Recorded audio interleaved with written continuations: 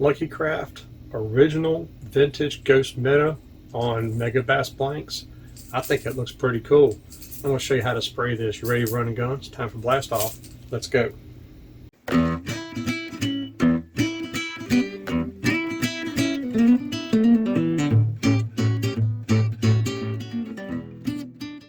Hey guys, Todd here with you. Welcome back to Bassin 101. The original Lucky Craft Ghost Minnow. Just kind of give you a look at that there.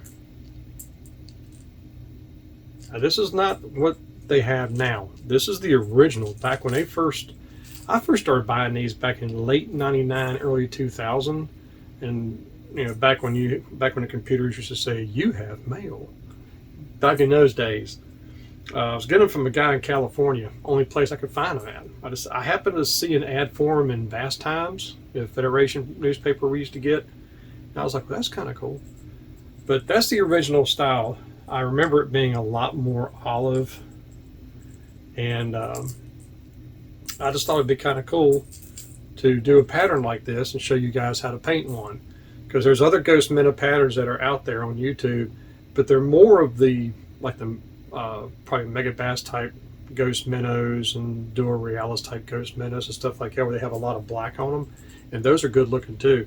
But this is more the original what Lucky Craft looks like. So let's go out and sling some paint and show you how to paint these things. Okay guys, what we're going to paint today is Ghost Minnow. Here's one I already did in a baby 110. This is all about layering colors. You got some of that pearlized magenta, some blue, some olives, and some lime greens and pineapples mixed together with some aluminum. So the colors that we have, the belly, we've got aluminum and pearl white. For the sides, we have a clear base with drops of iridescent blue, electric blue, pearlized magenta. For the head color and some of the back layering, we have pearlized pineapple and lime. And then for the back, we have burnt orange as a base, and then we will mix the moss green and light brown to get kind of a green pumpkin look. And that to me is just the old school original Lucky Craft from around 2000 when they first come out, 98 to 2000. That's roughly about what they were like. That kind of color. If you want to see what the new ones look like nowadays, it's kind of like that, and they've lost some of that old school look to it. We're going to paint these on some Predator bait, Megabass 110+1 blanks, and I always spray mine in 3s, so I have backups. So let's go with the Ghost Minnow on this and show you what it's going to look like. Alright, so the first thing we're going to shoot is the magenta. And we're going to be shooting this right at the bottom base of the lure.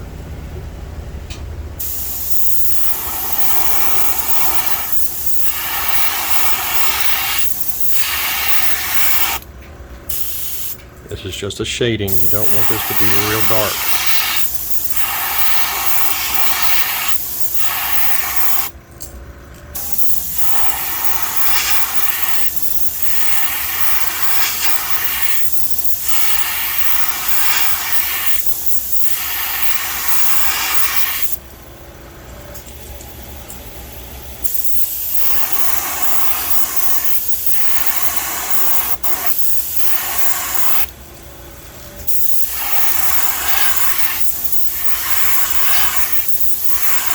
Alright, I'll heat set that.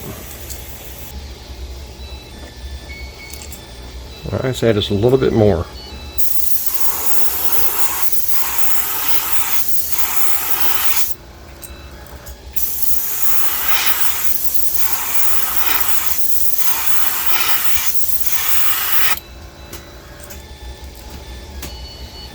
Alright, we'll heat set that.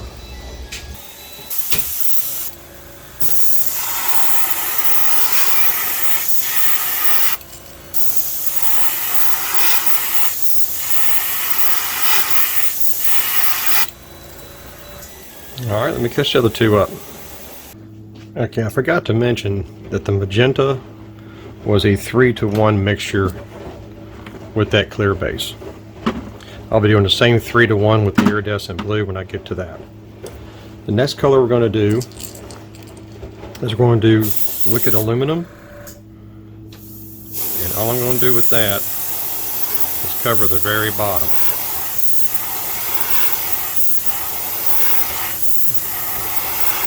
I'm spraying this with a light 20 pounds.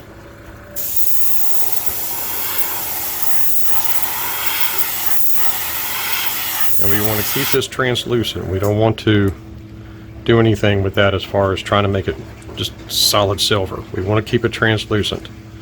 Let's heat set that. Okay, now we do the pearl white. And again, like I said, with the pearl white, you want a good pearl white base, but you want to keep it translucent. That's perfect right there. Now the reason you use the pearl white, or use the aluminum underneath that, is it gives it a sheen. And when you go to put the coloring on there, or when you go to put the clear coat on there, it really makes it pop. You can really see that aluminum coming through that pearl white. Alright, so the next color is going to be the blue. Okay, so now we're going to do the blue. And this is going to go right up here along the upper half of it. Right through there. This is again a 3-to-1 mixture.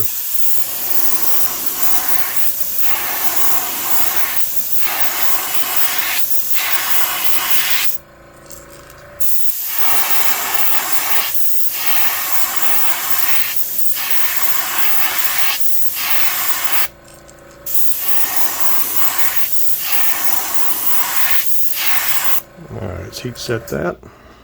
I keep getting this out of the camera frame. I apologize for that.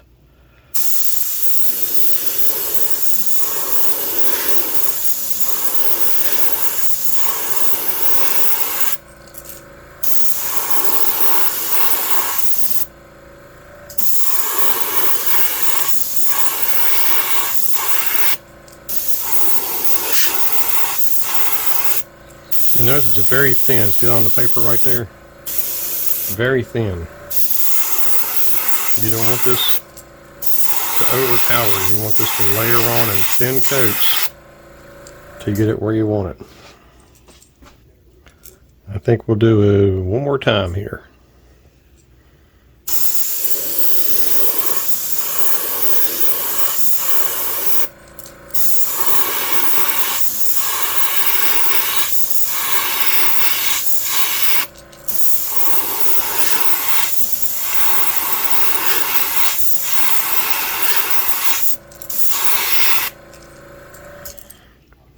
I think that'll do it right there.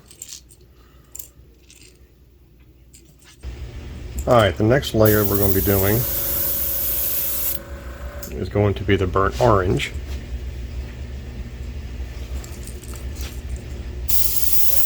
And this is a very, very light coat.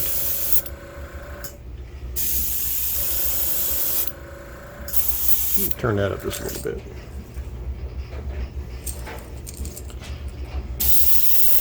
There we go.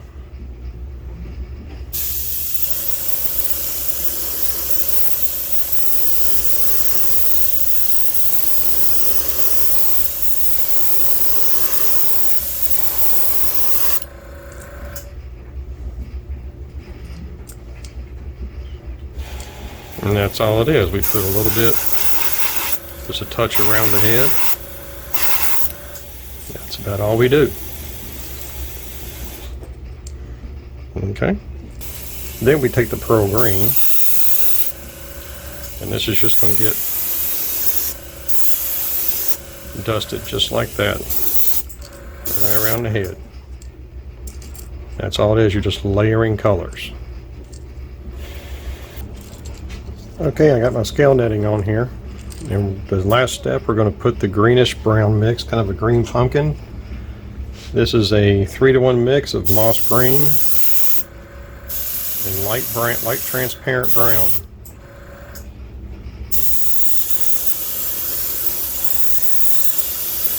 You don't need to cover this real dark. This is just a one-time pass, and that's it. Just that right there. Alright, let's take this off and see what we got.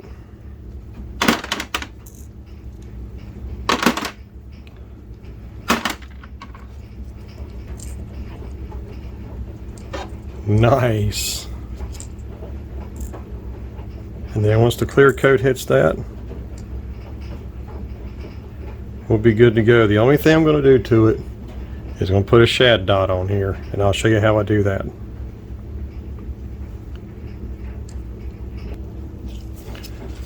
Okay, so for the dot, I have these vacuum formed stencils I made, and these are just for the dots.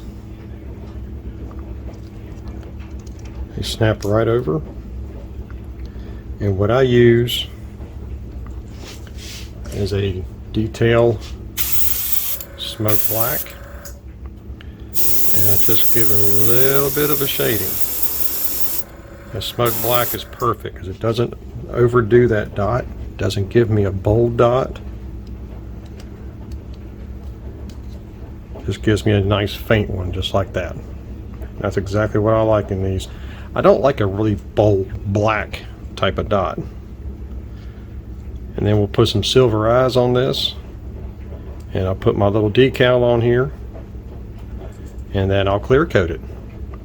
And there's your Ghost Minnow. We'll go back into the studio and I'll show you what this looks like when it's finished. Well, there you go, Ghost Minnow. It's not a very hard pattern to paint. The important thing you need to remember is don't just load your gun with the colors and just start painting them hoping you can probably shade them good. Keep them mixed light, keep your air pressure low, and just layer them. Just keep painting them, keep painting them, keep painting them until you get the sheen that you're looking for as you're looking at it. It will save you from messing up. If you just load up that pearlized magenta on here, you just start spraying it as it is or whatever, if it gets too heavy, now you got to clean all that off and try it again. I would soon just have it mixed in that clear where you just barely even see it when you test on the paper, and just spend a couple of minutes and just layer the color, and you'll be a lot more happier with that. Same thing with the back, especially with the blue. The blue is definitely important because that's kind of the whole catch of the bait right there, is that blue. And layer it. Don't put it on thick. Put it on real thin. Just take your time and layer it on there, and it really turns out good. Because here's the other one I did in the baby 110. Same thing. It's just shading. That's all it is. And it's very simple colors. It's not that complicated. I just think it turns out to be really good. The one thing I will tell you that I left out of the mix once I started spraying the other ones is the pearlized, what was it, the pearlized yellow that I was showing y'all. I ended up taking that out. I ended up not liking that after it was all said and done. So just a pearlized green with the burnt orange and the custom made green pumpkin. I'd stick with that. I'd leave that yellow out of there. So but if you like it, then leave it. But I end up just not liking it, so I'm not going to use that no more. So the rest of them I fixed. So that's a really cool color. Great for clear water. I caught a lot of fish off this original style color. And I just thought I'd share it with you. So until next time, may the Father bless you and keep you in Yeshua's name. And as always, fish on. Ain't that pretty?